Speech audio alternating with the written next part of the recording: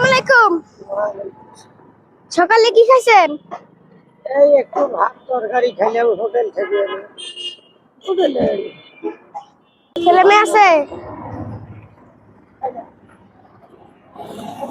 ছেলের বাড়ি থাকে। ছেলে মেয়ে নাই?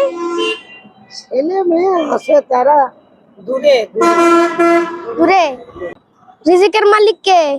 রেজেকের মালিক আল্লাহ, কিন্তু মানুষ খাওয়ায়। রেজেকের মালিক আল্লাহ, কিন্তু মানুষে খাওয়ায়। হ্যাঁ, আল্লাহ আপনার জন্য রিজিক পাঠাইছে।